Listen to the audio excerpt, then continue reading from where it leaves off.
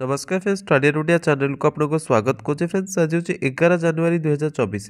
आज डेट अच्छे important current affairs question हूँ अपकमिंग कॉम्पिटिटिव एग्जाम सब क्वेश्चन आप सहित वीडियो डिस्कसन करी समस्त डिटेल सहित से लास्ट जाए देखो वीडियो भल लगे लाइक करेंगे एंड फ्रेंड मान सहित शेयर करेंगे। ए सहित डेली बेसिस रे जो इंपोर्टाट एजुकेशनल वीडियो अपलोड कराऊँगी सहित latest government job details update जब पाइप चाहते तेज आप चैनल को सब्सक्राइब करेंगे। वीडियो पीडीएफ कि इंस्टाट अपडेट पाइप चाहते आप टेलीग्राम कि व्हाट्सएप चैनल जॉइन करेंगे तार लिंक आपको वीडियो डिस्क्रिप्शन बॉक्स में मिल जाए। तेज चलतु डेनोकर आरंभ करवा आज important question answer. Question number 1, what is the title of the memoir written by former Indian army chief general M Naravane detailing the Ladakh stand up. पूर्व भारतीय सेना प्रमुख जनरल एम नरवणे द्वारा लद्दाख गतिरोधर विवरणी देवा सहित क्यों संस्मरणर से उन्मोचन कर शीर्षक रही ना रही। तो ये क्वेश्चन करेक्ट आंसर होची 4 stars of destiny. First option होची करेक्ट आंसर। एम नरवणे पुस्तक 4 स्टार्स ऑफ डेस्टिनी चीन सीमा संकट पर अंतर्दृष्टि एक डिस्क्लोजर बा खुलासा अटे। पूर्व भारतीय सेना प्रमुख जनरल एम नरवणे संस्मरण बा मेमोयर जो कह मेमोयर शीर्षक तार नाम हूँ 4 स्टार्स ऑफ डेस्टिनी। ये आपने मन रखिए। Next question, which ministry has launched the overarching scheme Prithvi Vigyan Prithvi. तेज क्यों मंत्रालय पृथ्वी विज्ञान बा पृथ्वी नामक एक व्यापक योजना आरंभ कर। क्वेश्चन करेक्ट आंसर हूँ मिनिस्ट्री ऑफ अर्थ साइंस पृथ्वी विज्ञान मंत्रालय। भारत सरकार 4797 कोटी टंकार पृथ्वी विज्ञान योजना को आरंभ कर देइछन्ति। भारतर प्रधानमंत्री श्री नरेंद्र मोदी को अध्यक्षतार अनुष्ठित केंद्र कैबिनेट बैठक में पृथ्वी विज्ञान पृथ्वी योजना को अनुमोदन मिली। यह व्यापक योजना पृथ्वी विज्ञान मंत्रालय एक पदक्षेप अटे। ए पाणीपाग समुद्र और जलवायु विपद को भल भाव बुझा और पूर्वानुमान करने और जलवायु परिवर्तन पछरे विज्ञान को अनुधान करने हूँ पृथ्वीर उद्देश्य। यह योजनार उद्देश्य है पृथ्वीर 3टी मेरु आर्कटिक अंटार्कटिका और हिमालय अध्ययन करने सामुद्रिक जीवनशैली और अजीव संबल को देश में स्थायी भाव में व्यवहार करने। Next question, what is the theme of the countries first healthy and hygienic food street inaugurated by doctor Mansukh Mandaviya. Doctor Mansukh Mandaviya द्वारा उद्घाटन कर देशर प्रथम स्वस्थ एवं स्वच्छ फूड स्ट्रीटर नाम कौन अटे। तो ये क्वेश्चन करेक्ट आंसर होची प्रसादन। स्वास्थ्य मंत्री भारतर प्रथम स्वास्थ्य एवं स्वच्छ फूड स्ट्रीट प्रसादम उद्घाटन कर मध्यप्रदेश उज्जैन ठारे नीलकंठ वन महाकाल लोक ठारे देशर प्रथम स्वास्थ्य एवं स्वच्छ फूड स्ट्रीट जार नाम प्रसादम रखा जाइए तार उद्घाटन कर।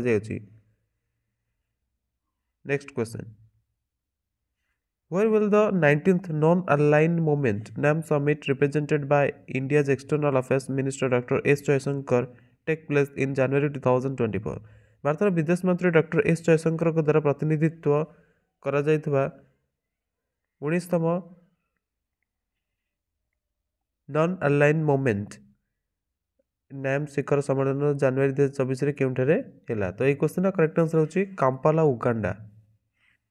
उगांडार काम्पाला ठारे विदेश मंत्री एस जयशंकर जनवरी 2024 रे उगांडार नाम शिखर सम्मेलन जो होता है भारत प्रतिनिधित्व कले।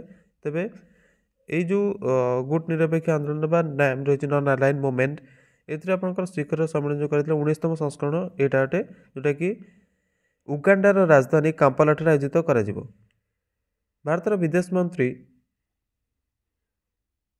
डॉक्टर एस जयशंकर यह अंतर्राष्ट्रीय कार्यक्रम भारत प्रतिनिधित्व करेंगे। ये जो शिखर सम्मेलन कर 17 जनवरी 20 जनवरी 2024 पर्यंत होगा अच्छी और यह पूर्व 15 जनवरी आरंभ होगा एक महत्वपूर्ण विदेश मंत्री स्तरीय बैठक ये जो सम्मेलन कर स्थान उगांडा कहते उगांडार काम्पाला।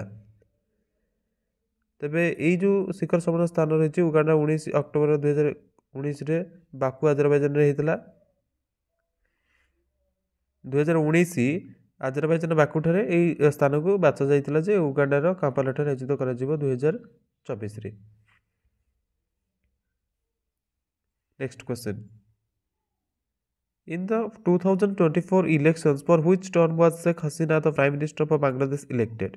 2024 रे निर्वाचन पर बांग्लादेश प्रधानमंत्री शेख हसीना केतेतम कार्यकाल पई पुणी थरे प्रधानमंत्री निर्वाचित हेले।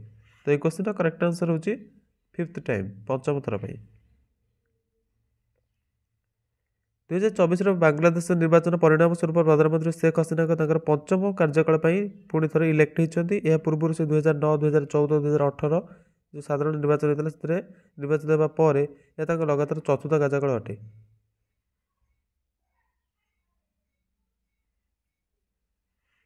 ବାଂଲାଦେଶର ପ୍ରଧାନମନ୍ତ୍ରୀ ଶେଖ୍ ହସିନା ରେକର୍ଡ ପଞ୍ଚମ ଥର ପାଇଁ ଲଗାତାର କାର୍ଯ୍ୟକାଳ ହାସଲ କରିଛନ୍ତି, କାରଣ ତାଙ୍କର ଆୱାମୀ ଲିଗ୍ ପାର୍ଟି ଯେଉଁ ଅଛି ଛିଟପୁର ହିଂସା ଏବଂ ମୁଖ୍ୟ ବିପକ୍ଷୀ ଯେଉଁ ରହିଛି ବିଏନପି ଏବଂ ତାଙ୍କର ସହଯୋଗୀଙ୍କୁ ବହିଷ୍କାର କାରଣରୁ ସାଧାରଣ ନିର୍ବାଚନରେ ଯେଉଁ 2/3 ସିଟ୍ ଜିତିଛି। ତେବେ ହସିନାଙ୍କ ପାର୍ଟି 300 ସିଟ୍ ବାଲା ସଂସଦରେ 200 ସିଟ୍ ଜିତିଛି, ଯେମିତିକି ଟୋଟାଲ ଦିନରେ ଚାଲିଥିବା ଭୋଟିଂ ଶେଷ ହେବା ପରେ ମଧ୍ୟ ଗଣତି ଜାରି ରହିଥିଲା। ତେବେ ମୁଖ୍ୟ ବିପକ୍ଷୀ ଦଳ ଯେଉଁ ରହିଛି ବାଂଲାଦେଶ ନ୍ୟାସନାଲିଷ୍ଟ ପାର୍ଟି ବିଏନପି ତାକୁ ବହିଷ୍କାର ଏବଂ ହିଂସାର ବହୁତ ଗୁଡ଼ିଏ ଘଟଣା ପରେ ସତ୍ତ୍ୱେ ହେବା ସତ୍ତ୍ୱେ ଏହି ନିର୍ବାଚନ ଆଗକୁ ବଢ଼ିଥିଲା। ଏଥିପାଇଁ ଶେଖ୍ ହସିନା ଯିଏକି ବାଂଲାଦେଶରେ ନିଜର ନେତୃତ୍ୱକୁ ମଜବୁତ କରିବା ସହିତ ପଞ୍ଚମ ଥର ପାଇଁ ନିଜର ପଦ ଜାରି ରଖିଲେ। ତେବେ ଏଇ ଯେଉଁ କନଫ୍ୟୁଜନ୍ ଆପଣ ହେଉଥିବେ 4 ଥର କହିଲି 5 ଥର ବି କହିଲି, ତ ଶେଖ୍ ହସିନା 2024 ନିର୍ବାଚନରେ ପଞ୍ଚମ ଥର ପାଇଁ ନିର୍ବାଚିତ ହୋଇଛନ୍ତି, କିନ୍ତୁ ସେ 2009, 2014, 2018 ଏବଂ 2024ରେ ସାଧାରଣ ନିର୍ବାଚନ ଲଗାତାର ଚତୁର୍ଥ ଥର ପାଇଁ ଇଲେକ୍ଟ ହୋଇଛନ୍ତି। ଠିକ୍ ଅଛି। ନେକ୍ସଟ କ୍ୱେଶ୍ଚିନ୍, ପ୍ରବାସୀ ଭାରତୀୟ ଦିବସ is celebrated on which day? ପ୍ରବାସୀ ଭାରତୀୟ ଦିବସ କେବେ ସେଲିବ୍ରେଟ୍ କରାଯାଇଥାଏ ଭାରତରେ? ତ ଆନ୍ସର ହେଉଛି ଆପଣଙ୍କ 9 ଜାନୁଆରୀ। ପ୍ରବାସୀ ଭାରତୀୟ ଦିବସ ସମଗ୍ର ଦୁନିଆର ଯେଉଁ ଭାରତୀୟ ପ୍ରବାସୀମାନେ ଭାରତର ଯୋଗଦାନ ରହିଛି ପ୍ରବାସୀ ଭାରତୀୟଙ୍କର ତାର ଉପଲବ୍ଧିକୁ ପାଳନ କରିବା ପାଇଁ ପ୍ରତ୍ୟେକ ବର୍ଷ 9 ଜାନୁଆରୀରେ ପାଳନ କରାଯାଇଥାଏ। ତେବେ ଏଠି ଆପଣଙ୍କର କ୍ୱେଶ୍ଚିନ୍ ହେଉଛି କ'ଣ, ମହତ୍ଵ କ'ଣ? ପ୍ରବାସୀ ଭାରତୀୟ ଦିବସର ଯେଉଁ ମହତ୍ଵ କ'ଣ ରହିଛି ସେଇଟା ଆମେ ଜାଣିବା। Honours the achievement of the Indian diaspora. Honours the achievement of Indian diaspora ହେଉଛି ଆପଣଙ୍କର ମହତ୍ଵ ଯେଉଁ ସେଲିବ୍ରେଟ୍ କରାଯାଉଛି। ତେବେ ପ୍ରବାସୀ ଭାରତୀୟ ଦିବସ ଆପଣମାନେ ଜାଣିଲେ 9 ଜାନୁଆରୀରେ ପାଳନ କରାଯାଇଥାଏ। କ'ଣ ପାଇଁ ପାଳନ କରିଥାଏ ଏଇଟା ମଧ୍ୟ ଆପଣ ଜାଣିବାକୁ ପଡ଼ିବ। ନା 9 ଜାନୁଆରୀରେ ଏଥିପାଇଁ ପାଳନ କରାଯାଇଥାଏ କାରଣ 1915ରେ ଏହି ଦିନ ମହାତ୍ମା ଗାନ୍ଧୀ ସ୍ୱତନ୍ତ୍ରତା ଆନ୍ଦୋଳନର ନେତୃତ୍ୱ କରିବା ସହିତ ଭାରତ ଫେରିଥିଲେ ଏବଂ 2015ରେ ସେ ଏହି ଥିମ୍ ଆଧାରିତ ସମ୍ମିଳନୀରେ ବିଦେଶ ପ୍ରବାସୀ ବିଶେଷଜ୍ଞ, ନୀତି ନିର୍ମାତା ଏବଂ ହିତଧାରକଙ୍କ ସମ୍ମିଳନୀ ମଧ୍ୟ ହୋଇଥିଲେ। 2015 ପରଠାରୁ ଉତ୍ସବର ପ୍ରାରମ୍ଭ ଦ୍ୱିବାର୍ଷିକ ସମ୍ମିଳନୀ ସହିତ ବିକଶିତ ହୋଇଥିଲା, ଯିଏକି ଭାରତୀୟ ଡାୟାସ୍ପୋରାଙ୍କ ମଧ୍ୟରେ ନେଟୱାର୍କିଂ ଉପରେ କେନ୍ଦ୍ରିତ ଅଟେ, ଯେଉଁଥିରେ ବିଦେଶୀ ଡାୟାସ୍ପୋରା ବିଶେଷଜ୍ଞ, ନୀତି ନିର୍ମାତା ଏବଂ ହିତଧାରକ ସାମିଲ ଥିଲେ। Next question, What is the name of the new social welfare scheme launched by Chief Minister of the West Bengal for the SC, Scheduled Caste and Scheduled Tribe students? ପଶ୍ଚିମବଙ୍ଗର ଅନୁସୂଚିତ ଜାତି ଏବଂ ଅନୁସୂଚିତ ଜନଜାତି ଛାତ୍ରମାନଙ୍କ ପାଇଁ ମୁଖ୍ୟମନ୍ତ୍ରୀ ମମତା ବାନାର୍ଜୀଙ୍କ ଦ୍ୱାରା ଆରମ୍ଭ କରାଯାଇଥିବା ନୂଆ ସାମାଜିକକରଣ ଯୋଜନାର ନାମ କ'ଣ ଅଟେ? ଏହି କ୍ୱେଶ୍ଚିନ୍ର କରେକ୍ଟ ଆନ୍ସର ହେଉଛି ଯୋଗ୍ୟଶ୍ରୀ। ମୁଖ୍ୟମନ୍ତ୍ରୀ ମମତା ବାନାର୍ଜୀ ପଶ୍ଚିମବଙ୍ଗରେ ଅନୁସୂଚିତ ଜାତି ଅନୁସୂଚିତ ଜନଜାତିର ଛାତ୍ରମାନଙ୍କ ପାଇଁ ଯୋଗ୍ୟଶ୍ରୀ ନାମକ ଏକ ନୂଆ ସାମାଜିକ କଲ୍ୟାଣ ଯୋଜନା ଆରମ୍ଭ କରିଛନ୍ତି। ଏହି ଯୋଜନା ଅନ୍ତର୍ଗତ ସମଗ୍ର ରାଜ୍ୟରେ 50ଟି ପ୍ରଶିକ୍ଷଣ କେନ୍ଦ୍ର ଖୋଲାଯିବ, ଯେଉଁଠାରେ ଅନୁସୂଚିତ ଜାତି ଅନୁସୂଚିତ ଜନଜାତି ଛାତ୍ର ପ୍ରତିଯୋଗୀ ପରୀକ୍ଷା ପାଇଁ ମାଗଣାରେ ପ୍ରଶିକ୍ଷଣ ପ୍ରାପ୍ତ କରିପାରିବେ। ଏହା ଅତିରିକ୍ତ 46ଟି କେନ୍ଦ୍ର ସରକାରୀ ଚାକିରି ଏବଂ ସିଭିଲ୍ ସର୍ଭିସର ଇଚ୍ଛୁକ ଅନୁସୂଚିତ ଜାତି ଅନୁସୂଚିତ ଜନଜାତି ଛାତ୍ରମାନଙ୍କ ପାଇଁ ମାଗଣାରେ ପ୍ରଶିକ୍ଷଣ ଦେବ। ମମତା ବାନାର୍ଜୀ ସମସ୍ତ କଲେଜ ଏବଂ ବିଶ୍ୱବିଦ୍ୟାଳୟର ଅଧିସୂଚନାର ଆବଶ୍ୟକତା ଉପରେ ଜୋର ଦେବା ସହିତ ଛାତ୍ରମାନଙ୍କ ପାଇଁ toll free entry rating helpline number ମଧ୍ୟ ଆରମ୍ଭ କରିଛନ୍ତି। ତେବେ ଏହି ଯେଉଁ ଇନିସିଏଟିଭ୍ ଅଛି ଏକ ଛାତ୍ରର ଇଣ୍ଟର୍ନସିପ୍ କାର୍ଯ୍ୟକ୍ରମ ସାମିଲ ଅଟେ, ଯେଉଁଥିରେ 2500 ଛାତ୍ରମାନଙ୍କ ପାଇଁ ଲାଭ ହେବ। ପ୍ରାଥମିକ ଶିକ୍ଷା ପଶ୍ଚିମବଙ୍ଗର ଉପଲବ୍ଧି ଏବଂ ଯାଦବପୁର ଏବଂ କୋଲକାତା ବିଶ୍ୱବିଦ୍ୟାଳୟର ଶୀର୍ଷ ରାଙ୍କିଙ୍ଗ ଉପରେ ପ୍ରକାଶ ମଧ୍ୟ ଦିଆଯିବ। Next question, Which international exercise did the Indian Navy's P-8I aircraft recently join? Bharat ନୌସେନାର P-8I ବିମାନ ନିକଟରେ କେଉଁ ଅନ୍ତରାଷ୍ଟ୍ରୀୟ ଅଭ୍ୟାସରେ ସାମିଲ ହେଲା? ତ ଏହି କ୍ୱେଶ୍ଚିନ୍ର କରେକ୍ଟ ଆନ୍ସର ହେଉଛି ଏକ୍ସରସାଇଜ ସି ଡ୍ରାଗନ। ଭାରତୀୟ ନୌସେନାର P-8I ବିମାନ ନିକଟରେ ଏକ୍ସରସାଇଜ ସି ଡ୍ରାଗନ 24ରେ ସାମିଲ ହେଲା। ବିମାନ ଅଭ୍ୟାସରେ ଭାଗ ନେବା ପାଇଁ ପଶ୍ଚିମ ପ୍ରଶାନ୍ତ କ୍ଷେତ୍ରରେ ଆମେରିକା ଦ୍ୱୀପର କ୍ଷେତ୍ର ଗୁଆମ ଠାରେ ଯାଇକି ବାହାରିଲା। ସି ଡ୍ରାଗନ 24 ଅଭ୍ୟାସରେ ଆମେରିକା, ଅଷ୍ଟ୍ରେଲିଆ, ଦକ୍ଷିଣ କୋରିଆ ଏବଂ ଜାପାନ ନୌସେନାର ପାର୍ଟନରସିପ୍ ରହିଛି। ତେବେ ଅଭ୍ୟାସର ପ୍ରାଥମିକ ଲକ୍ଷ୍ୟ ଭୂପୃଷ୍ଠ ଏବଂ ଏୟାରରେ ଯେଉଁ ପ୍ରଫେସନାଲ କଥାବାର୍ତ୍ତା ମାଧ୍ୟମରେ ଭାଗ ନେବା ବାଲା ନୌସେନା ମଧ୍ୟରେ ତାଳମେଳ ଏବଂ ଅନ୍ତର ସଞ୍ଚାଳନୀୟତା ବଢ଼ାଇବା। तेबे ये जो पार्टनरशिप रही भागीदारी रही अंतरराष्ट्रीय सामुद्रिक सहयोग और भागीदार देश मान सहित संबंध को मजबूत कर प्रति भारत प्रतिबद्धता को दर्शाऊँगी। Next question, Which award were bestowed upon Chirag Shetty and Swatik Sairaj Rankireddy at the National Sports Award? জাতীয় ক্রীড়া পুরস্কার চিরাগ সেট্টি এবং সাত্বিক সাইরাজ রাঙ্কিরেड्डीଙ୍କୁ কি পুরস্কার প্রদাନ କରାଯାଇଥିଲା? ତ ଏଇ କ୍ୱେଶ୍ଚନର କରେକ୍ଟ ଆନ୍ସର ହେଉଛି ଖେଳରତ୍ନ ଆୱାର୍ଡ଼, ଯେଉଁଟାକି ଆଗରୁ ରାଜୀବ ଗାନ୍ଧୀ ଖେଳରତ୍ନ କୁହାଥିଲା। ଜାତୀୟ କ୍ରୀଡ଼ା ପୁରସ୍କାର ସମ୍ମାନଜନକ ଖେଳରତ୍ନ ପୁରସ୍କାରରେ ଚିରାଗ ସେଟ୍ଟି ଏବଂ ସ୍ୱାତିକ ସାଇରାଜ ରାଙ୍କିରେड्डीଙ୍କୁ ସମ୍ମାନିତ କରାଯାଇଥିଲା।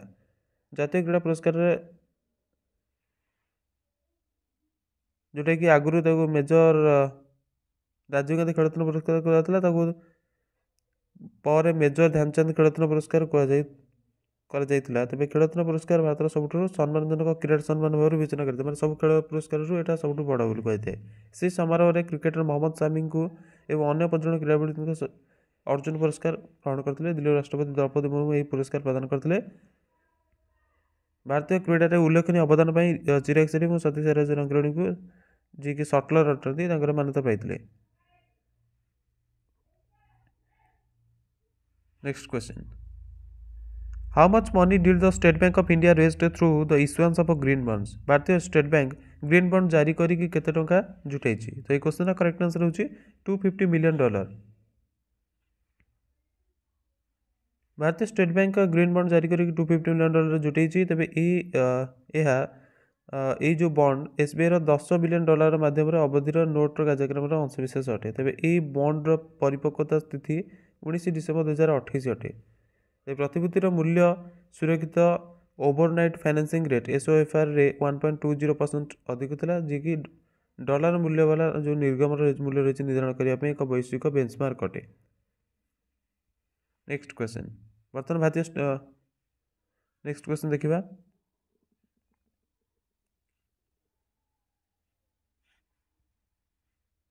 Which program was recently launched by Prime Minister Narendra Modi to promote cleanliness at pilgrimage site? तीर्थस्थल स्वच्छता को प्रमोट करने निकट प्रधानमंत्री नरेंद्र मोदी द्वारा क्यों कार्यक्रम आरंभ करागला? देखते एक क्वेश्चन करेक्ट आंसर होची क्लीन मंदिर स्वच्छ मंदिर कैंपेन। पीएम नरेंद्र मोदी स्वच्छ तीर्थस्थल स्वच्छ मंदिर अभियान आरंभ कर प्रधानमंत्री नरेंद्र मोदी द्वारा निकट स्वच्छ मंदिर अभियान आरंभ कर जी कि तीर्थस्थल स्वच्छता पर केंद्रित एक राष्ट्रव्यापी इनिशिएटिव अटे। तेबे यह जो लॉन्च कराई 22 जनवरी अयोध्या राम मंदिर आगामी अभिषेक पूर्व कराई। प्रधानमंत्री नरेंद्र मोदी अयोध्या को भारत सबुठ स्वच्छ सहर करने विशिष्ट लक्ष्य सहित भारतीय नागरिक मान अभियान में सामिल होगापी आह्वान देइछन्ति। Next question, Who has recently assumed the position of Secretary of the Railway Board? निकट रेलवे बोर्ड सचिवर पद किए संभाली? ये क्वेश्चन करेक्ट आंसर होची अरुणा नायर, जी कि IRPS अटंती। भारतीय रेलवे कार्मिक सेवा IRPS अधिकारी अरुणा नायर, जी कि निकट रेलवे बोर्ड सचिव रूप से कार्यभार संभाली। से 6 जनवरी 2023 में निजर पद संभाली। निजर नुआ भूमिका पूर्व से 2023 रेलवे बोर्ड अतिरिक्त सदस्य स्टाफ रूप से एवं फेब्रुआरी टू मे 2023 पर्यंत रेलवे बोर्ड प्रधान कार्यकारी निर्देशक स्टाफ रूप से कार्य कर। Next question, Who has recently assumed the role of a member operation and business development for the railway board? से रेलवे बोर्ड ऊपर क्वेश्चन। तो निकट रेलवे बोर्ड जो सदस्य संचालन और व्यवसाय विकास सदस्य रूप से भूमिका किए संभाली? तो ये क्वेश्चन करेक्ट आंसर होची सीमा कुमार। सुश्री सीमा कुमार, जी कि रेलवे बोर्ड सदस्य संचालन और व्यवसाय विकास रूप से कार्यभार संभाली। भारतीय रेलवे बोर्ड सेवा जो IRTS रही अधिकारी सुश्री सीमा कुमार निकट में 5/1/2024 रेलवे बोर्ड सदस्य संचालन और व्यवसाय विकास रूप से पदभार संभाली। निजर वर्तमान भूमिकार पूर्व से रेलवे बोर्ड अतिरिक्त सदस्य पर्यटन और खानपान विभाग में थे, तार पद संभाली एवं पाखे अतिरिक्त सदस्य यातायात, अतिरिक्त सदस्य विपणन एवं व्यवसाय विकास एवं IRCTC अध्यक्ष एवं प्रबंधक सहित अतिरिक्त दायित्व थिला। नेक्स्ट क्वेश्चन, ये क्वेश्चन आज। आई होप आपको ये वीडियो भल लगी, क्वेश्चन गुड मतलब भल लगी। Thanks for watching, best of luck for your upcoming competitive exams. Take care of yourself and your family.